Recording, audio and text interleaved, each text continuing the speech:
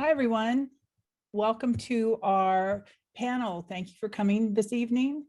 It's appreciate you being here for our panel topic about career opportunities in pro audio product companies.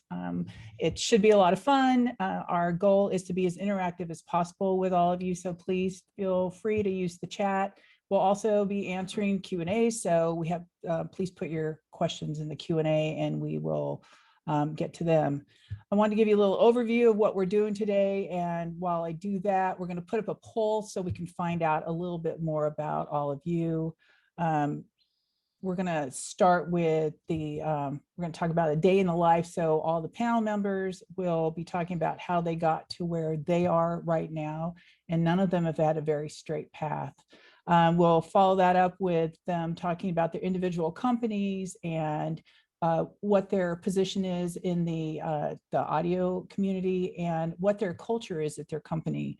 We're going to then go and talk about career opportunities in these different product companies and end it all with talking about the interview process. A lot of interviews now are virtual, so how do you make a great impression virtually or in person? And then we'll end it all with a Q&A. So please, like I said, please, chat. We'd love to find out where you're from, what your interests are. We'll also be placing links in the panel, in the chat. So relevant links about PAMA, also about career opportunities at these different companies, and links from the individuals if you want to contact them after. So what I'd like to do is introduce all the panel members now, so you guys can all turn on your cameras. Hi, everyone. So let's start with Dawn Birr. She is the Sennheiser Customer and Market Insights Manager at Pro Audio Business Unit. Chris Hansen is the Director of Recording and Broadcast at HARMAN International. Kaul is the VP Audio at HARMAN International. And Chris Regan is the co-founder and president of RF Venue. So what we'd like to do is just kick this right off and see if how's the poll come. We're almost done with the poll, so let's see what that says. There we go. Let's share these results. Okay, so most of you are students. Okay, so we got 19 students and 3 graduates. Great. And do we have the second poll?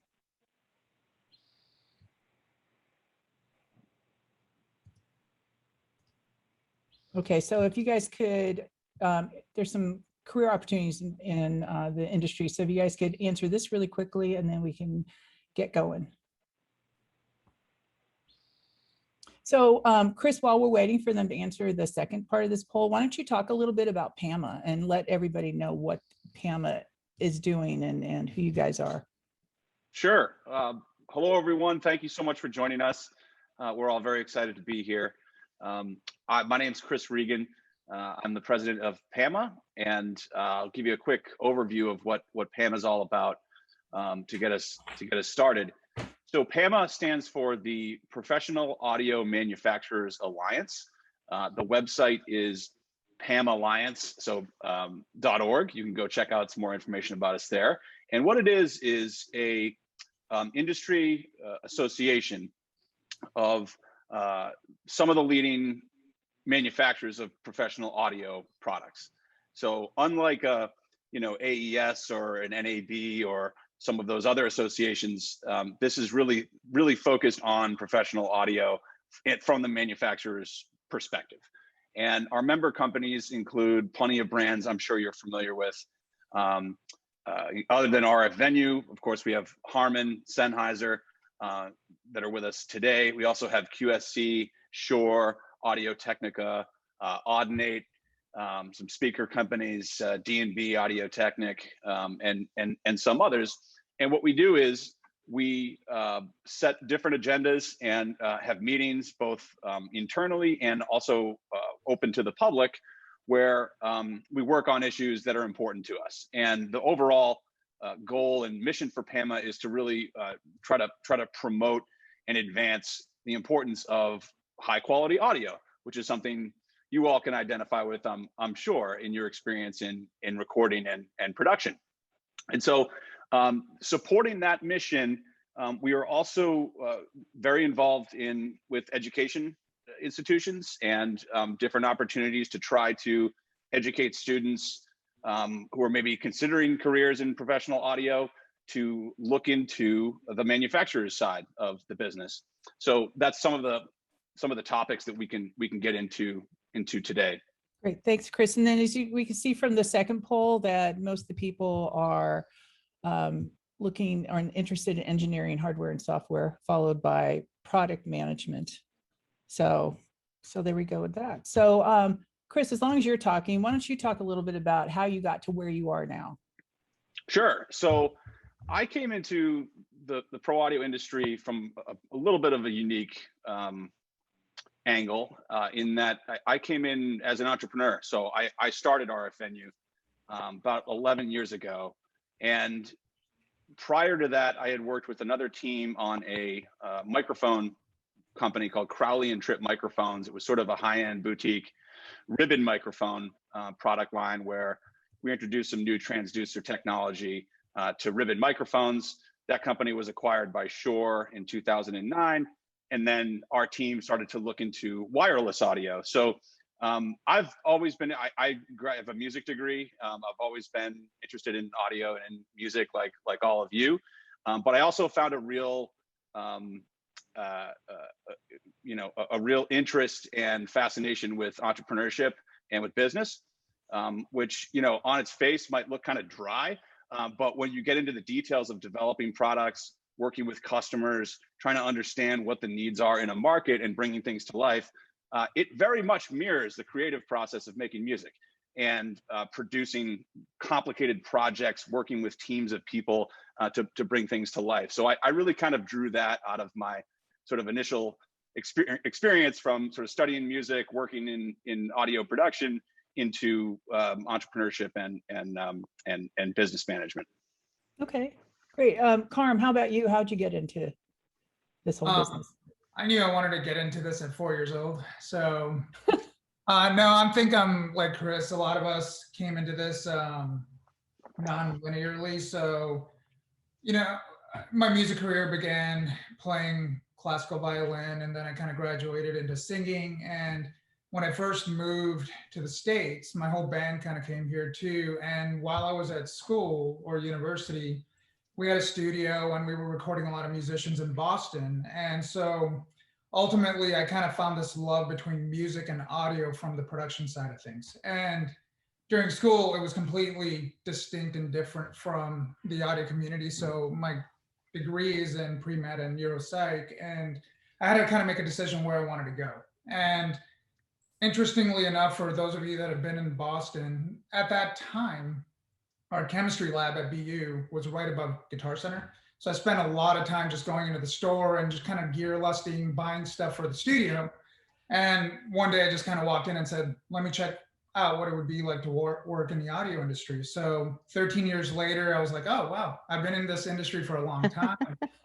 And I got a call from HARMAN, and they offered me a role running AKG product development and marketing and for the global teams. And it was one of those things where everything kind of clicked. I just remember, in the 90s, kind of going through catalogs, looking at gear and kind of just saying like, oh my God, I want this. I'm going to go record this so I can afford that. And it never really occurred to me that I could one day make these products. But all this time, you were always trying to figure out like, how else could I use this thing? And so when the opportunity at HARMAN came up, and knowing that this team would be the ones developing microphones, DSP, the latest DSP boxes, speakers, et cetera, it just was this fascinating thing. And similar to Chris, it's incredibly creative and just a wonderful world to be in. So again, just like many of you, non-linear is definitely the description. Okay. Dunn. All right. Well, I came about this, it was very much a happy accident for me. So just like everybody else on the panel, it wasn't the intention right as I got out of college, but I was lucky enough to find Sennheiser. And so when I did, what they had available for me at the time was a receptionist position. So I took it. And so I knew I wanted to work for this amazing company that made these amazing products. And as I stayed within the organization, I moved throughout different parts of the organization over time. I should say this is my 21st year with Sennheiser this year. Wow. So I've held a number of roles within the organization and have worked from everywhere from marketing to sales to operations, customer service. I've seen a little bit of it all. And want to echo what Chris said, I totally fell in love with the business of audio. I went back to school and got my MBA just so I could explore that more with Sennheiser. And so the people on the poll that marked product management as sort of their desire, their next step, I want to tell you to go for it because I had 2 product management roles within the company, and they were my favorite jobs that I've held. They were a lot of fun. And you got to impact customers in a real way every day, but you also got to get your hands dirty with parts of the business that maybe other people never see. So that was sort of how I got into Sennheiser, how I've worked through the business, and currently now, as we're shaping ourselves into a more global face of an organization, I've taken on a global role with the company.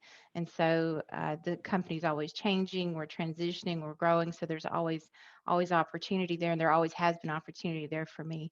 So that's kind of it in a nutshell. Okay, interesting path. Yeah. Chris Hansen, you are also at HARMAN, but you have a completely different role. So why don't you talk about how you got to where you are? Yep, and in the theme with everybody else so far in the call, also have a nonlinear path to arriving at my current role. So I grew up in Seattle. I attended the University of Washington, the music program, and realized at some point that the music program at the UW was all about Baroque and classical music. And it was almost like they hadn't heard of a diminished seventh chord or, anything modern. So I don't feel like I really dropped out. I just got bored and never went back. But I carried all my credits over, launched over to Boston, and finished up my degree in music production engineering in 2005. And during that time, I also needed to, fund my education. So I started working at the Guitar Center store in Boston. Before it's over by, I think now it's over by Fenway, but this is the old location over on Com Ave. And short version is I finished up at Berklee. I took a promotion with Guitar Center and ended up staying with them for a while. Got relocated out to Los Angeles. I heavily exploited the employee purchase program, and which funded all the equipment that I needed for my studio, and opened up a studio out here in LA, and have just been spent part-time freelancing and full-time at Guitar Center. And I ended up in a role which is called a buyer at Guitar Center, and that was a role where I had interaction with all the manufacturers, on a daily basis to kind of figure out what Guitar Center was going to put on its shelves. So I worked in the technology division and made a lot of great relationships, and found that also kind of a very fulfilling role, because I'm sure that all of us on this call at some point have looked at a piece of equipment and said, why do they put that button right there? And even decisions as simple as that, or something that you get involved with in product development and product management. And I moved over to HARMAN a couple of years ago, and now I manage the recording portfolio for HARMAN, which is, and HARMAN, we should point out, is the parent company of a bunch of really, really popular brands within MI.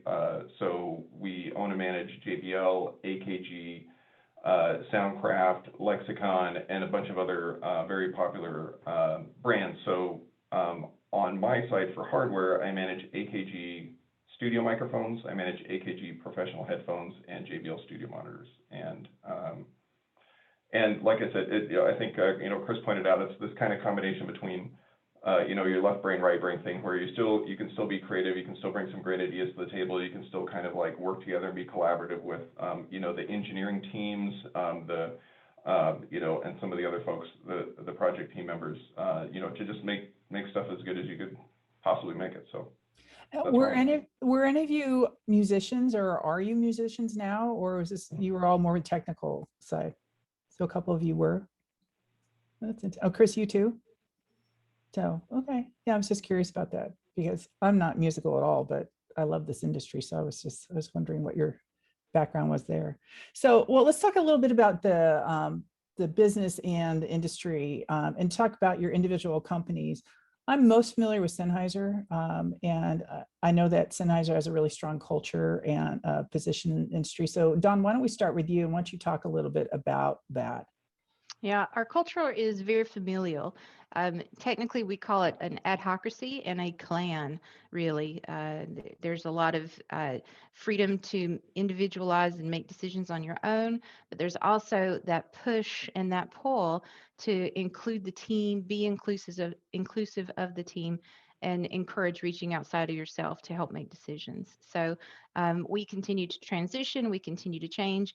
Probably about every 5 years, Sennheiser goes through a facelift. And so we're just coming out of our latest facelift. And even now I can see some of our culture changing, but still staying within that sort of that adhocracy, that people empowerment culture that it's at its heart has always been. We have co-CEOs of the organization, Daniel and Andreas Sennheiser, the brothers, as we call them in the company, the brothers. And so you can definitely see their thumbprints on what we're doing. They want to empower people. They want to drive quick decision making. And they very much want there to be a team atmosphere. And I would not have been at this company as long as I've been at it if the culture was not supportive of diversity, inclusion, and people growing and reaching their goals, striving for their goals and reaching their goals. So, and Karen, like you said, you've seen that. That's very much how we operate on a day-to-day basis. Yeah. Now, with Sennheiser based in Germany, does that what difference does that create for you? You're with you in the U.S. Is that what are you mainly hiring through Germany? Do you get to hire on your No, own in the US? we hire locally. There are different areas. There are pockets of subsidiaries that operate somewhat independently when it comes to decision making, when it comes to people. So, for instance, if you go on our website now, you'll see there's a whole slew of job openings available around the world.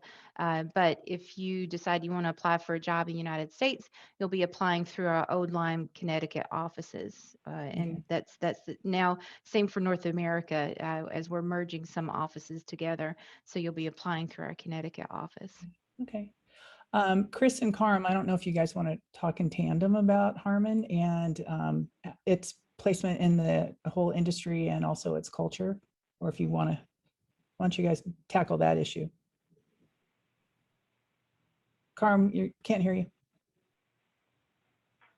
Sorry about that. So HARMAN is a audio company through and through, and I would say the two terms that really encapsulate it well is there's a global mindset to everything we do, and we're highly entrepreneurial. It's all about growth, but we do it in a similar fashion that Don described, where because we're global, we tend to look at things at a 30,000 foot level, but because we want to make quick decisions and we want to be able to empower our teams, we're very, very regional based and very local based. So we can empower our team members to make decisions on the ground where they are. Now, in terms of what we do, HARMAN essentially has two major divisions. One is automotive and one is what we call lifestyle. And from the automotive perspective, we're one of the major manufacturers for telematics, car audio, aftermarket, things like that. So the easiest way to think about it is we make anything from all the speakers that go into your cars to the back-end infrastructural systems that do over-the-air updates for cars like Tesla, et cetera. So it can be anything from something simple to highly complex in terms of autonomous driving, et cetera, et cetera, et cetera. On the audio side, we have under lifestyle, consumer and professional, and Chris and I both belong to the professional division. So consumer is what you think about, headphones, Bluetooth speakers, soundbars, et cetera. But on the pro side, we have three distinct groups: audio, video, lighting, that serves the professional market. So within the audio community, we focus on four major markets. Chris already described, and he can describe more in detail, the recording and broadcast side. But then the other team members under the audio team, we handle all the install audio products, the tour audio products, and the portable PA products. So you'll see us do major installations in anything from a stadium, delivering like hundreds of speakers and millions of watts of power, all the way down to a small room immersive setup. So it's highly diverse, but we are audio through and through, video through and through, and lighting through and through. And it's really serving the needs of the professional audio community. So that's HARMAN in a nutshell. Okay. Chris, do you want to add on to that? Yeah, and then I think culturally, there's two bits to the cultural part. One of them is the literal culture, because we've got offices around the globe. We've got a couple of main branches here in the United States.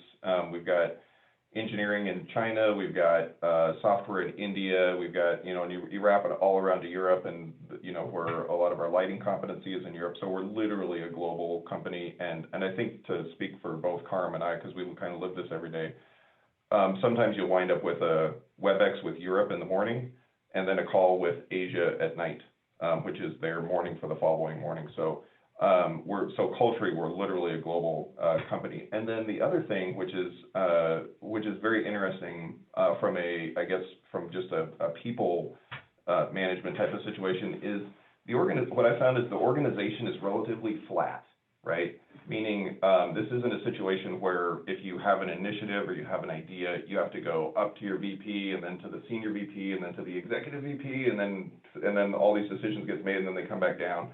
Well, that certainly does take place. If you want to talk to a VP over in a different division, or if you want to talk to an engineering director over in some other, you just pick up the phone or send somebody an email. The culture is very flat, and it's very kind of collaborative in that way. And I think that's one of the reasons that that a lot of frankly, we have a lot of successful products, is because we are able to collaborate as a broader team, and those communications that happen one-to-one are very common all over the place. So. Okay. Great. And do you want to talk any more about the recording and broadcast side? Is there anything you want to mention about that? Yeah, I guess just like I mentioned, for recording, there are these kind of three distinct buckets or business units. So from a day-to-day perspective, it's a combination of the role for me is really a combination of working on designs for new products that are coming out, as well as managing the life cycles of the existing products that are in the product portfolio. So and when you look at some of these products, like both AKG and JBL make up a big part of my business, and those are companies that are both over 70 years old.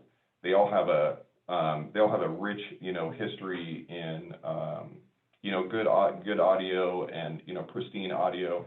I mean, the first pair of 414s I bought, I think I was still at Berklee, and I still have them, because they're great mics. So that's really great. But as we're kind of looking ahead to building more products, like I said, that culture of communication is really helpful, kind of at least on my side.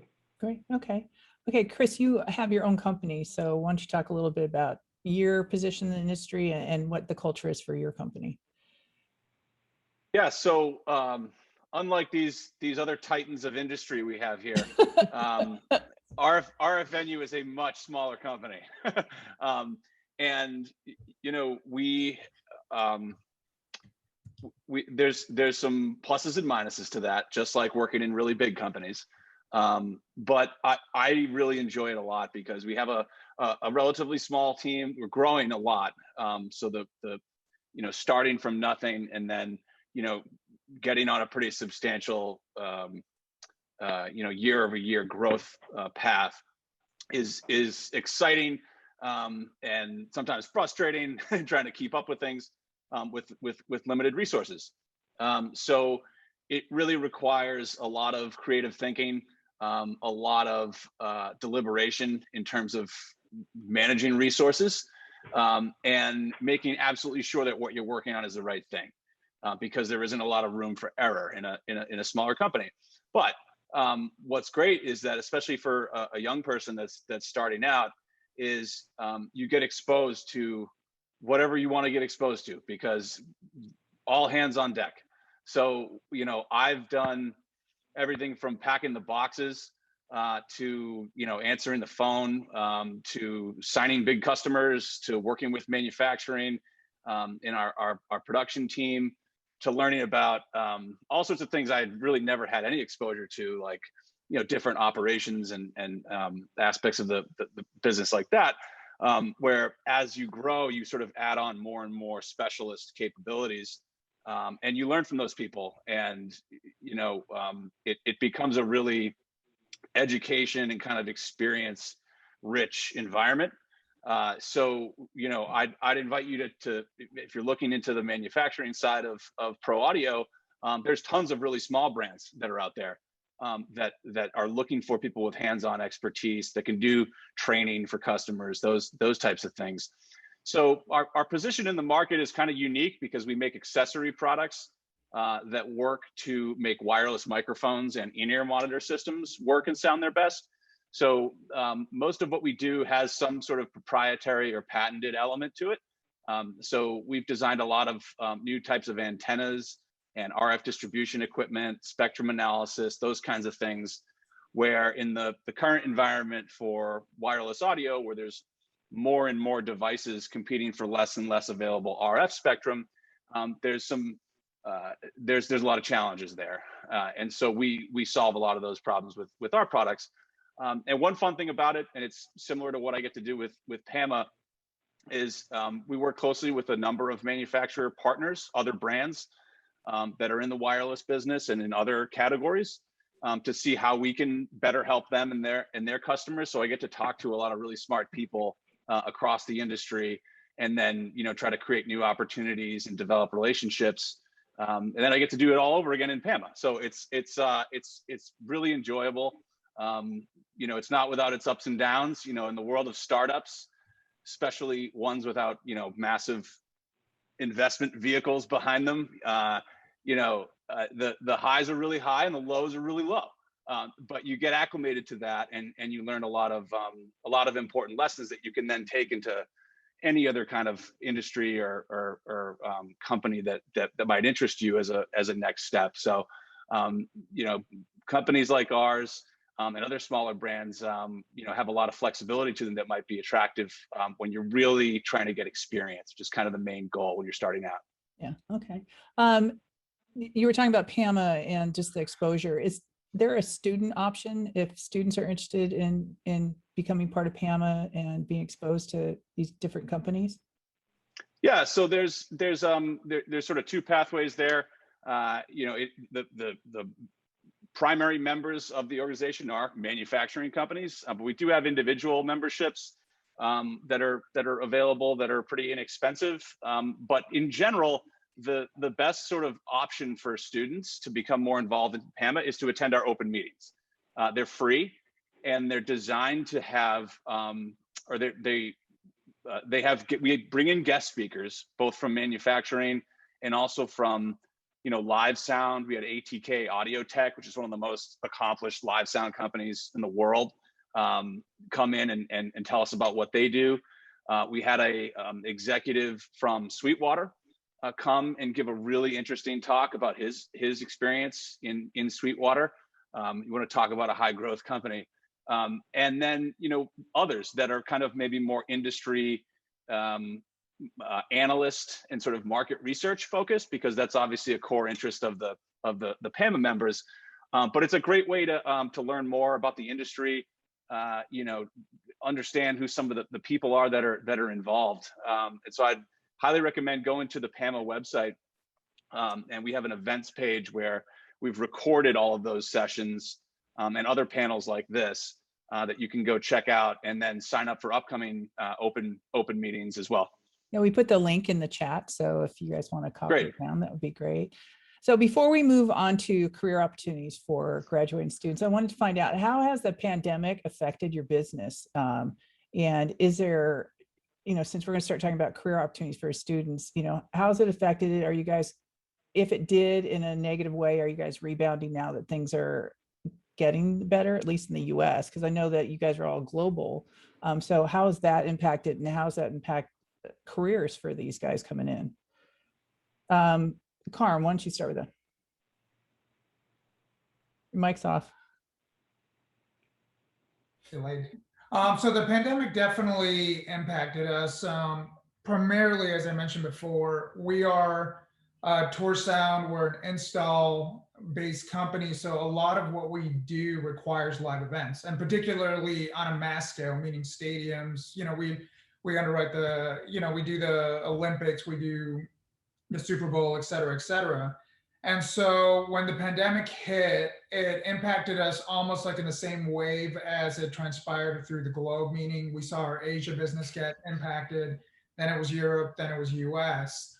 And, you know, as many companies had to do, we went into some major cost savings initiatives. You know, we logically stopped travel and things like that. Right. And we just kind of weathered the storm. But while we were doing that, one of the critical things that we made sure we didn't start cost savings initiatives was around our product development part of the business. And so we just kept on, you know, funding our engineering teams, my team in terms of product management, because we knew eventually we would come out of this pandemic. And so as of Q1 of this year, it's been really good for us in terms of, if we're looking from a business perspective, obviously not from a humanitarian perspective, but the business has rebounded. Bookings are incredibly positive, and there's this undercurrent of pent-up demand where a lot of people globally are just really looking to reconnect and experience sort of those cultural events around music and entertainment that kind of binds everyone together. So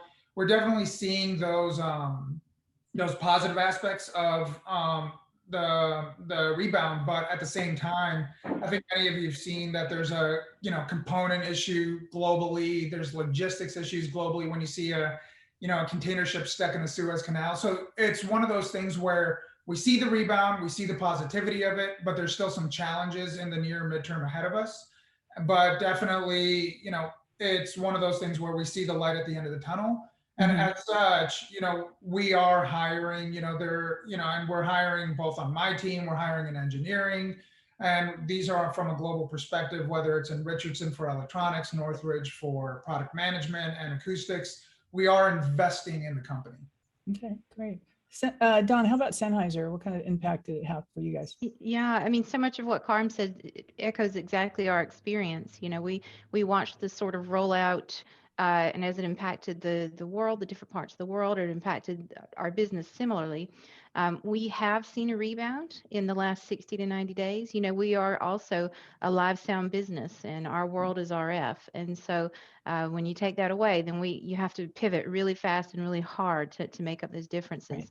So we did many of the same things that Karam talked about. We had some cost-cutting initiatives.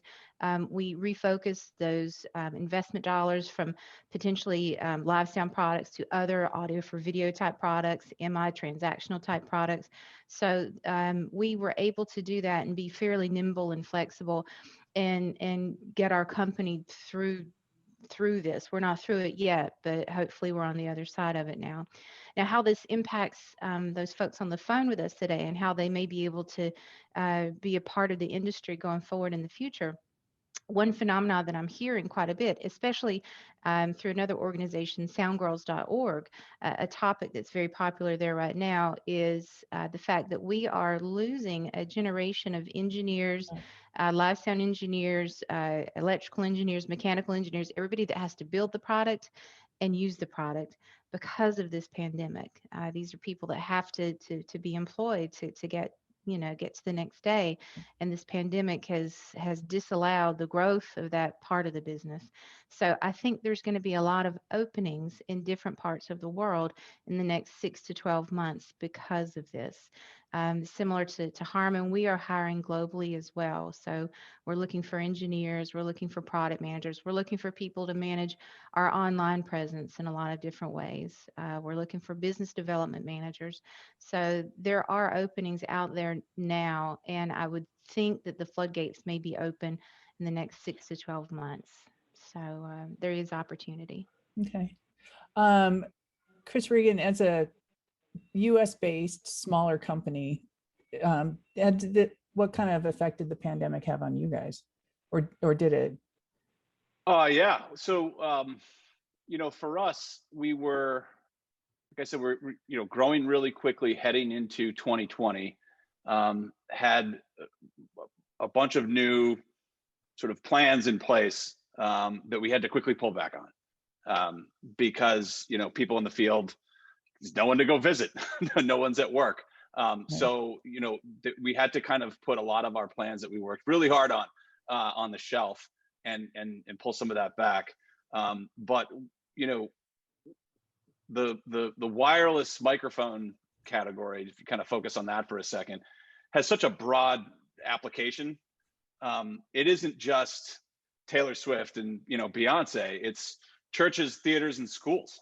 It's basic part of life of any kind of venue, large and small. So we were fortunate enough to have a really diversified, broad set of customers that were working as hard as they could to retrofit all these schools and to get streaming services set up at all these churches and theaters so that they could keep going.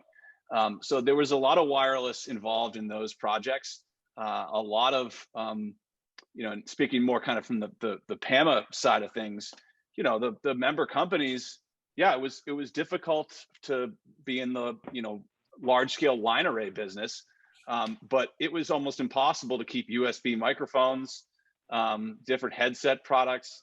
Well, webcams not quite as much in our world, but I mean a lot of the home studio products, basic stuff, audio interfaces, mixers. That stuff was flying off the shelf, far exceeding any practical forecast you could ever apply to those things. So a lot of the larger companies have a really broad range of products that they were able to kind of maneuver in and out of, whereas we kind of focused more on, all right, if live sound touring is not going to be the main focus, let's put all of our attention onto the installation and system integration business. And so we were able to weather it through that way. But I would definitely echo exactly what Don and Karam just said. There's a massive rebound underway, and it's going to continue to accelerate country by country as the situation hopefully improves. Some regions are certainly more challenged than others. It's going to take a long time, but I think that the demand for live events, the demand for installed sound, the permanent nature of home studio recording growth and remote office hybrid learning, that's not going anywhere. So those are going to continue to be real opportunities for professional audio. So one of the things that PAMA really focuses on is to make sure that good quality audio is part of that conversation as those markets develop. Okay, so Chris Hansen, recording and broadcast. Was it the same so as those Karam? are all a lot of great macro comments. I'll give you a micro comment, couple of micro comments. There's real quick there. One of the things I learned at Guitar Center was there's a seasonality to the technology business. So the recording business experienced its best quarters in Q4 and Q1 when it's cold outside and all the musicians move indoors. And then during the summer months, those are the best months for live sound. So Q2 and Q3 are typically, so there's a very seasonal aspect to the business, and that's very repeatable year over year over year over year.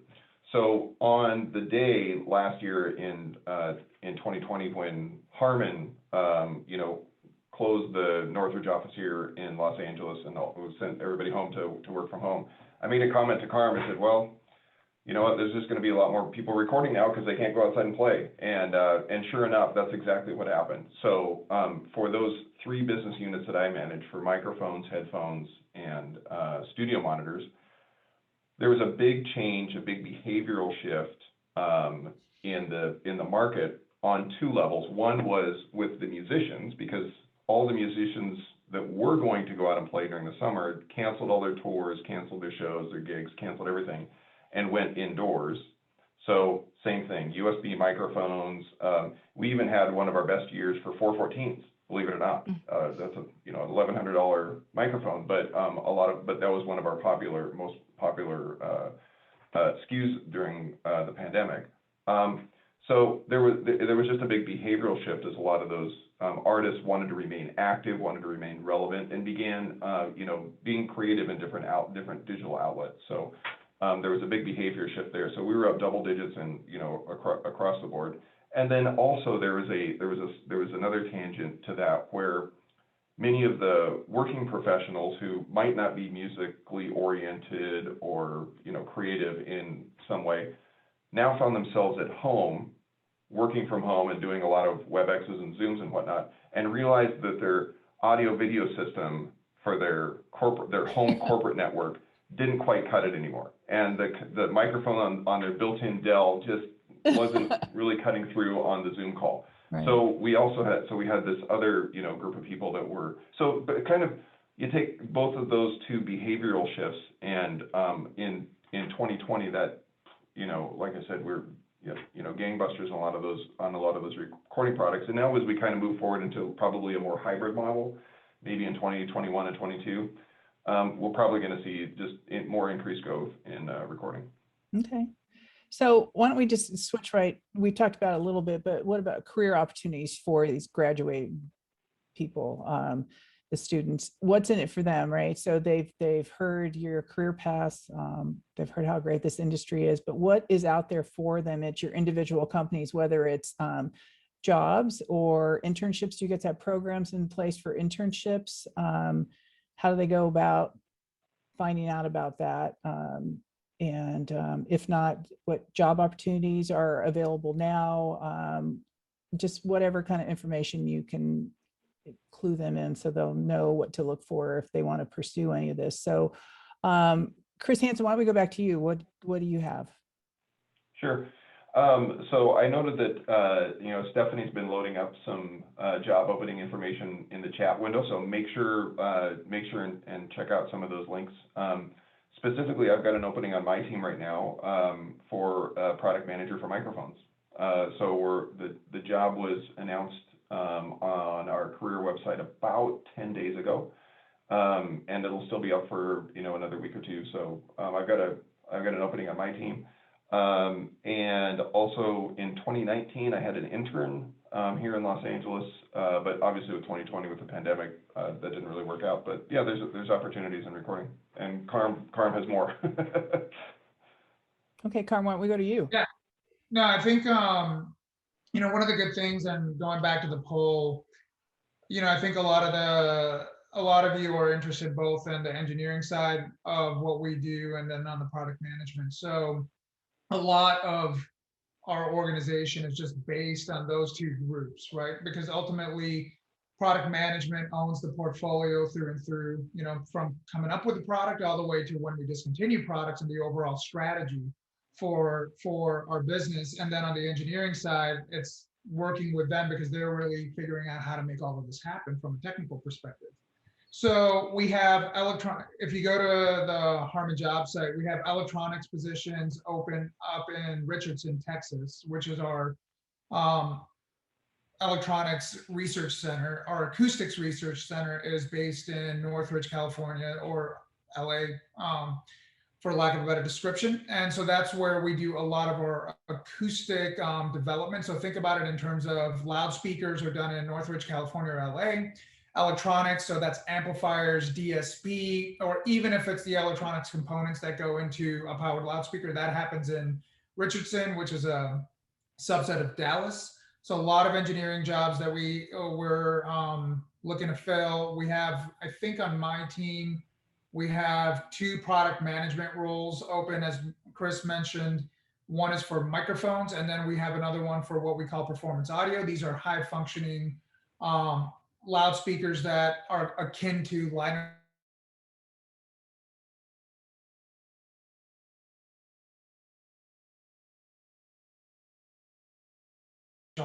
and the best thing I could say is definitely visit our website, and I'm sure there's something there for what you're looking for. And then in terms of internships, right now they're on pause just mainly because we're all working from home. And the few internships that we carried over, those are work from home. But we, as Chris mentioned, we do invest in those, and they're both part of educational programs or just people that want to learn more about our industry. And those will come back once we start getting back into the office. Okay. Okay. Don, how about Sennheiser? Yeah, we are actively hiring globally. So there's a link in the chat that will take you to our website that you can choose the country that you'd like to have a look at, or just sort to see them all if you're interested in maybe throwing a dart at a map and landing someplace. So we're hiring in different areas for both pro audio and business solutions. And I know we're looking for roles like business development managers, technical application engineering specialists. These are the people that go out in the field and interact with the end user directly, whether you're working on a large scale install like at a live sound event, or if you're going to a house of worship or to a Fortune 500 company. So that's what our technical application engineering team does. We have more generalist openings, similar to what Karam said. We have some marketing positions open. We are also looking for different engineering type positions that you're going to find more in our German location. But definitely have a look at the website. If you see something that you like, there is a way to automatically upload your resume and a cover letter. And that's the first step into getting your foot in the door with Sennheiser. Everybody, no matter who you are, has to go through that process online. So I would encourage you to take a chance, even if you feel like you're not fully qualified, take the chance to put in your resume, put in your cover letter, and see what happens next. Okay, Chris, how about you? Well, most of what we're looking for right now are in relatively specialized engineering roles. Again, we're a smaller company, so we don't have a massive job board and global positions and all that. But by all means, get in touch. Send your resume. Send areas of interest, projects you've worked on. It's a great exercise to go through, just to try to get introduced to people and just to try to build some relationships, because most of the great opportunities that are out there, and this isn't just for pro audio, this is just in my experience in life in general, are not on job boards. They are positions that are not available yet, or that become available once you walk in the door because you have exactly the right, personality, experience, interest, enthusiasm. When I first started in product management and sales with Crowley and Trip microphones, I got my foot in the door and basically pitched myself. I don't have any experience. And so, it's really about, and we say this in sales a lot, where it's not about going in and getting a job. It's about going in and getting the next meeting or getting the next interview, or what I call the meeting to get the next meeting.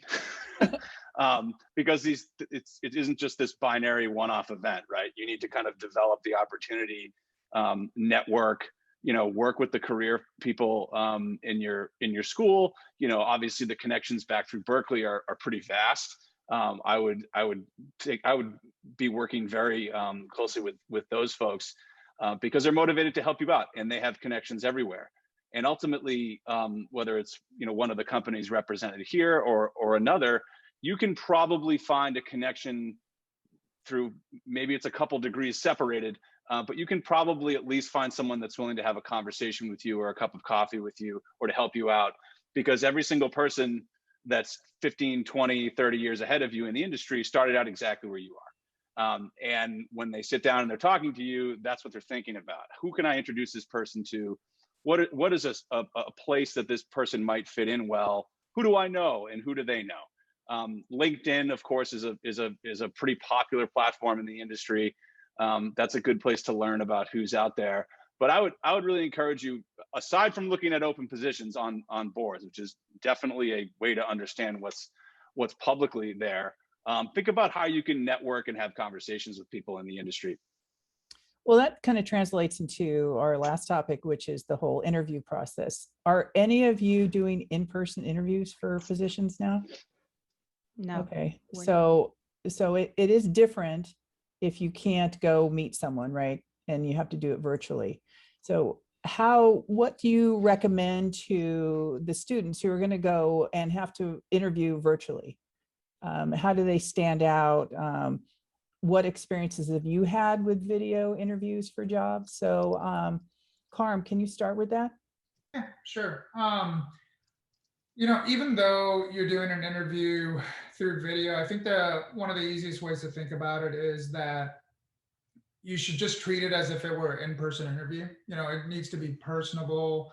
And even though you may have the distance of a screen or a camera, you want to make that almost invisible. You want to connect with the interviewee. And at the end of the day, I know we're specifically talking about the video part of it, but the interview process is essentially a funnel. And similar to how Dunn mentioned before, you can upload your CV or your resume into a portal. It goes through HR folks, it goes through recruitment, and there's a series of people that are ultimately trying to determine a couple of things. Number one, do you have the relevant skills and experience to be successful in the job? And then the second piece is culturally, like, are you a good fit for the company? And actually vice versa, is the company a good fit for you? So a lot of these folks in the initial screening process go through, I wouldn't call it a templatized way of doing things, but there's definitely, they have a framework of what types of questions they should be asking and what they're hoping to gather from you. So a big one is, when you're doing these interviews and they're remote, you want to make the camera somewhat invisible. You want to be focused. You want to be on time.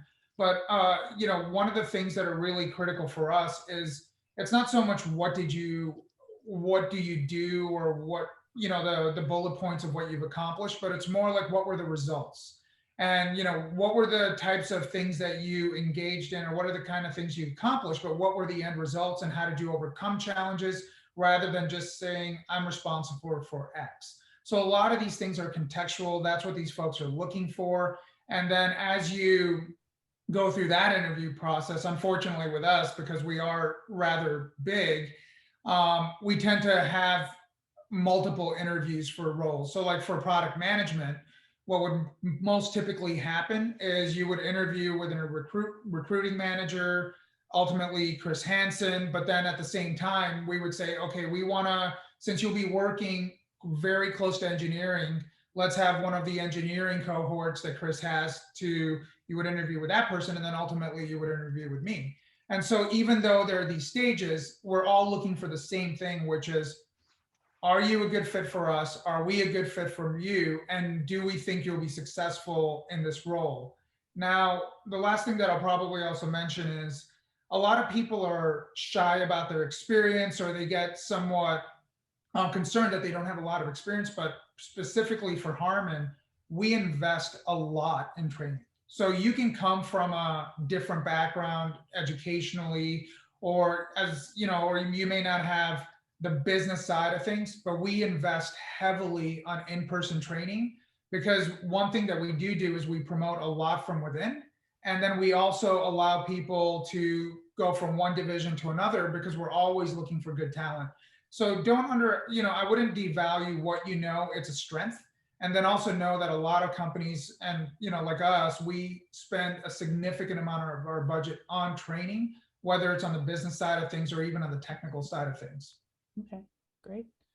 Don, do you have anything to add to that? Sure. That was a great answer by Karam. I wholeheartedly agree with what he said.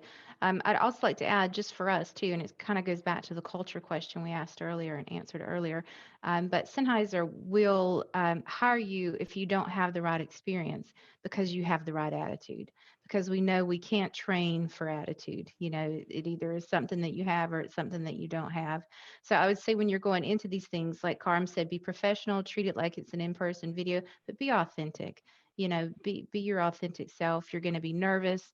It's going to probably not feel great. These things can be a little nerve-wracking, but be your authentic self, and that's going to serve you in the long run, no matter what company you end up with.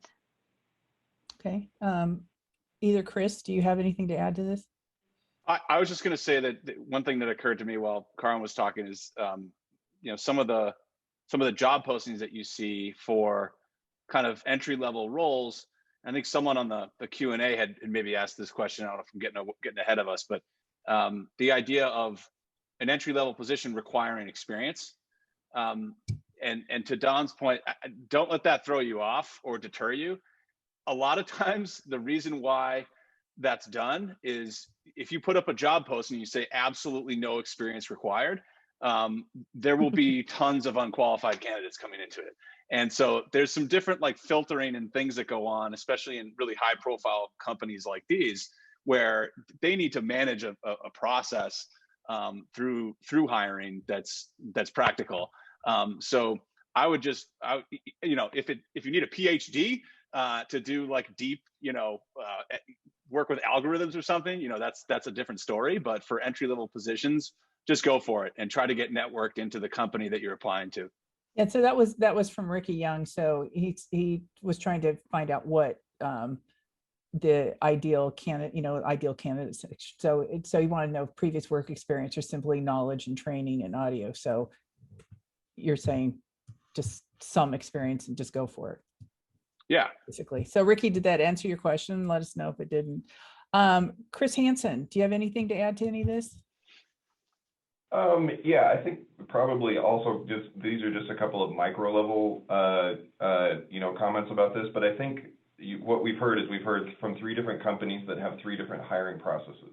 Mm-hmm. So as you're going through this this next phase of launching out of academics into the professional world, whether it's with a manufacturer or not with a manufacturer, you should probably be ready for anything, right? Because every company is going to have a different set of hiring processes and policies, and where a company with like HARMAN, like Karam mentioned, is you might speak to the hiring manager and then a couple of other colleagues within the industry. You might be on a group panel, so you might be on a screen like this where you're in the middle and there's 5 other faces, or maybe those 5 other faces went no camera because they have bad internet. You're going to come across a lot of different experiences as you're going through this. But I think to kind of sum up what everyone on the call has said is an employer is always going to be looking for what you can bring to the table and what you can add to the team. They're not going to be checking boxes about, and asking questions about, did you remember the midterm questions from MTech 487 or what? Like that's not really a thing.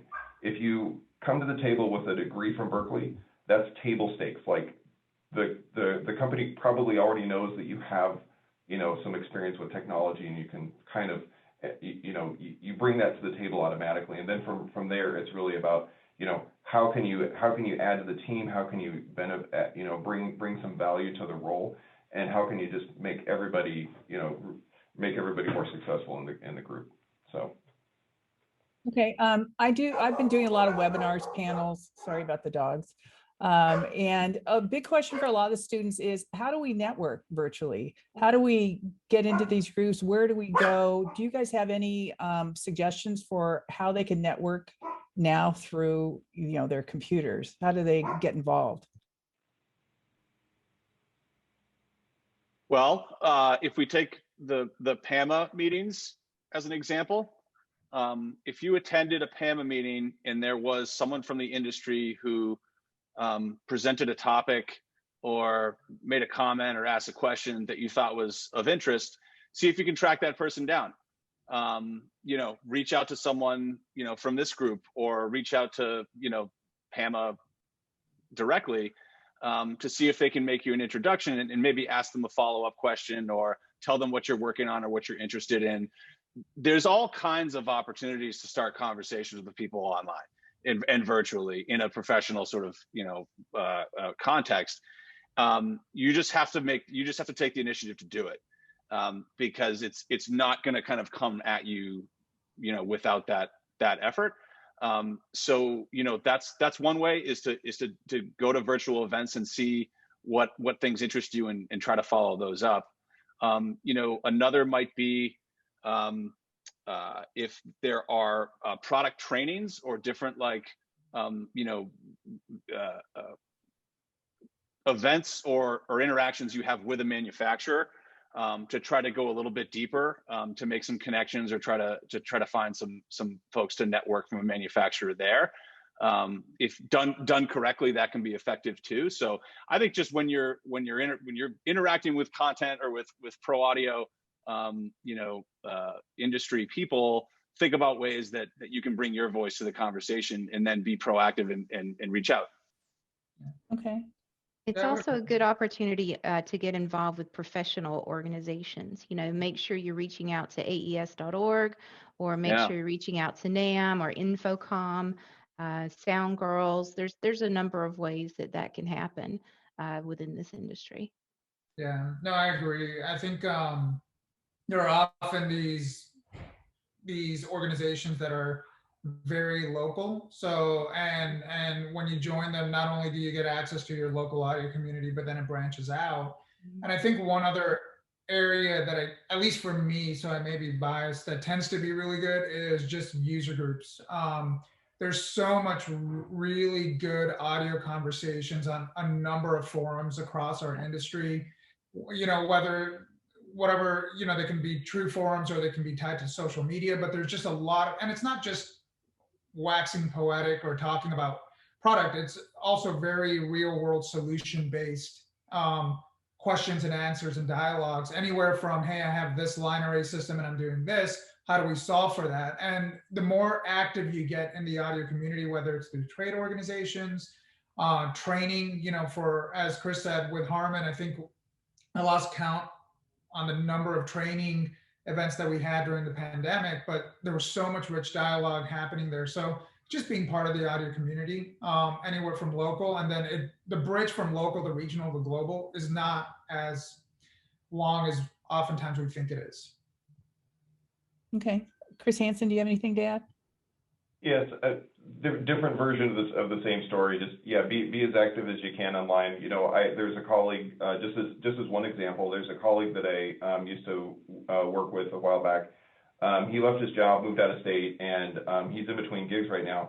And probably once a week, I see a post from him on LinkedIn that just pops up in the feed. It's like, oh, this guy completed the LinkedIn module for marketing or advertising or some other learning or training event. He just posts everything on LinkedIn. So just a way to kind of stay relevant, let everybody know that you're out there, and that you're actively trying to improve your skill set and whatnot. Those are also just some great tips.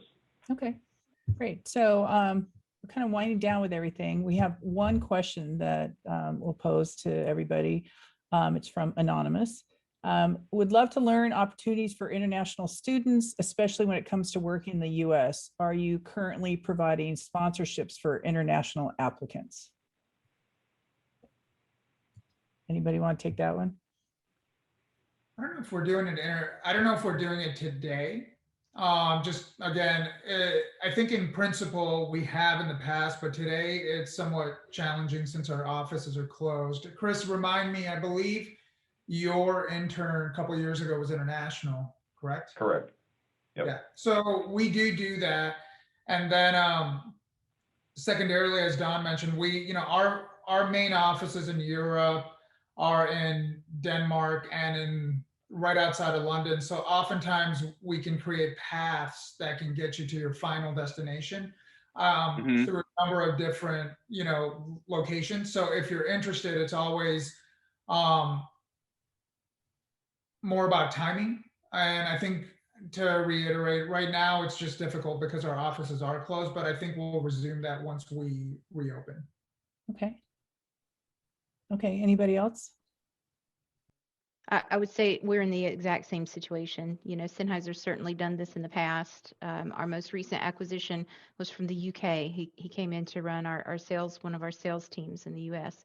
But since the pandemic, it's just been very difficult to make any of these things happen. So over time, I expect it will begin again. Okay. Okay, before we wrap up, I'd like to get a closing statement from all of you. Just a little, what's your best tip or a suggestion for these students that are about to go out in the work world? So Don, why don't we start with you? My best tip is to say yes to almost every opportunity you get, unless it's something that is morally awful or something you just can't get into totally. I've said yes to a number of opportunities that on the surface didn't really have a lot of interest for me, I thought at first. And the more I got into them, the more I learned, the more I was invested. I grew to love them, and they led me to my next step and to my next step. So I started as a receptionist. I moved through the organization to a lot of different roles. I was a regional vice president for sales for installed sound for 5 years. Like, I've done different things because I said yes, and accepted the challenge. So let yourself do that and be brave, and just go for it. Okay. Chris Hansen. I guess my advice might be to listen. So listen to your peers, listen to your mentors, listen to good music, listen to anybody smarter than you, and then do exactly what Don said, is just go for it. Okay. Chris? I had a thought just occur to me that about that last question from about international students interested in jobs with U.S. companies. We don't have a pathway. Our small company doesn't have a pathway to facilitate that necessarily, but we distribute products all over the world. So, and that's true for all brands, whether it's with a direct presence in a European country or it's through a third-party distributor. Remember that even if the global headquarters is in the US, there's likely some kind of footprint maybe in the country that you're from. And if not, there's almost guaranteed some kind of distribution or some kind of third-party partner that company works with to get their products there, to get them supported, to get them delivered and sold and marketed, et cetera. Because of all the localization that has to happen in Europe, it's different than the U.S. with the different languages and country by country trends. So it's just something to think about if you're an international student. There's a lot of different opportunities that you might uncover there via how these products get to market. But in general, I just think a relentless approach to networking. And really trying to build some relationships and some contacts in the industry. I think that you have an unbelievable resource through Berklee that you really ought to be taking advantage of, because I think it's one of the greatest values that you're getting through this program, whether it's locally there or out of Boston or all the locations that I'm sure Berklee has around the world. You should leverage that network because you will find your way into probably all the companies that you may want to interact with. You just have to take the initiative and get it done. Karam, what do you think? I would just say, just believe in yourself. One of the things that as you get into this industry, and I think any industry in general, is that oftentimes we doubt ourselves. We think about like, why would this company hire me? And like, do I have the skill sets, et cetera, et cetera. And as I mentioned before, at least for us, we spend a lot of time training within, promoting within, because we believe in our employees. And when you look at the arc of your career, particularly long-term, that interview process and applying for a job is relatively short, and the amount of time you have to spend convincing a company to hire you is short, but your career is long. And there's this transition that a lot of people don't really realize, is that after you convince a company to hire you, the company has to convince you not to quit. And we spend a lot of time training you, making sure that you have the skill set, that you're empowered, and all these things, because we value our employees and we want to retain our employees. And at the end of the day, the more you believe in yourself, the more you realize is that these companies, HARMAN included, we need you guys. And so the more confident you are intrinsically, and the more you realize that it's not just what can you offer the company, it's about what the company can offer you, and is there a good match, both in terms of something very technical, like, yeah, do you have a degree in code, a particular code set, or NRF or in electronics, but it could be something like, are you under social responsibility? It's supposed to be a good match. And when you get that, then you start seeing people stick around for 5, 10, 15, 20, 30 years. And so it all boils down to, is it a good company? Are you good? And just believe in yourself and be confident for what you can offer. That's a great way to end it. I like that. So we put a link in the chat for a survey, post-event survey. So if you could take a couple minutes, it's pretty short and easy to fill out. So we're always looking to improve our events and make sure we answer the questions that you guys are asking. I want to thank all our panelists. This has been great. And I want to thank Berklee College of Music for being here. I hope that you got stuff out of it. The panelists had some great advice, and be sure to connect with all of them on LinkedIn, and good luck with postgraduate life. So thank you very much for coming. Thank you all for coming as well. Thank you. You're Thanks, welcome. Pablo. Thanks, Thank you. everybody. Appreciate it.